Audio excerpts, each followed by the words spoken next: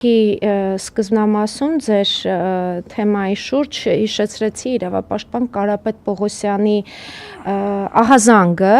ով մի հատ զավեշտալի կինոսցենար էր ներկայացրել այսօր, ինչպես տեսաուղերձի, այնպես էլ գրառման տեսքով։ Ուրեմն գյումրեցի մի կին, ով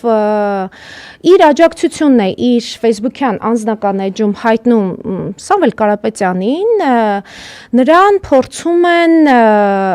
միջամտել կարկառուն ԿՊ ներկայացուցիչներից ոմն մեկը, ես անուններ չգիտեմ, կարող եք բացել իր էջում նայել այդ ահազանգը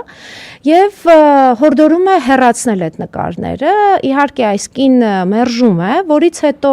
մի քանի օր հետո ինչ որ պարզ է դառնում, որ իր հենց այդ գյումրեցի կնոջ անունով էջ է բացվել, որտեղ գրառումներ են արվում շատ սպառնալիքներով, լեցուն, ինչ որ վտանգավոր բաներ եւ այս կինը լինելով շատ օրինապաշտ քաղաքացի դիմում է ոստիկանություն, որպեսզի փորձեն հասկանալ ով է այդ կեղծ fake edge-ը բացել։ Ոստիկանությունում կարծես հեգնում են եւ չեն այդ իր հայցը ընդունում, ինչ որ վիճաբանություն է տեղի ունենում, կինը փորձում է դուրս գալ այնտեղից, աստիճանների վրա նրան հետ են կանչում, ասում են ինչ որ պետի տեղակալը ուզում է ձեզ հետ խոսել, բնականաբար կինը ոչինչ չունի թաքցնելու, գնում է, մտածում է գուցե հասկացել են, որ պետք է հավուր պատշաճի ընդունեն իր տվյալ հայցը եւ նրան ինչ են անում, ձերբակալում են։ Հիմա ձերբակալված է։ Այո, հետո բաց են թողում, հետո կրկին էլի աստիճանների վրա նորից 72 ժամ ձերբակալությունից հետո նորից ձերբակալում են։ Որ ասում կինոյի սցենարը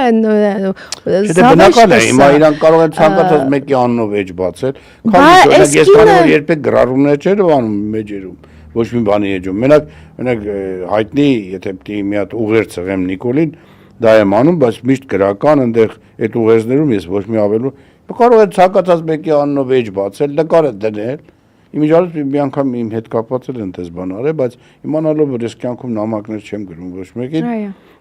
փակել են, տեսել են իմաստ չունի։ Սա է, դա հնարավոր է եւ ուղղակի պիտի հետաքրվել այդ կնոջ ճակատագրով, իմանալ, կարող են խնդրել, որ ինքը իմաց տա, լրացուցիչ ինֆորմացիա տա եւ եթե անհրաժեշտ է, գոնե փաստաբան ասենք, որ այդ տիկնոջ բանը վերցնի իր վրա պաշտպանությունը։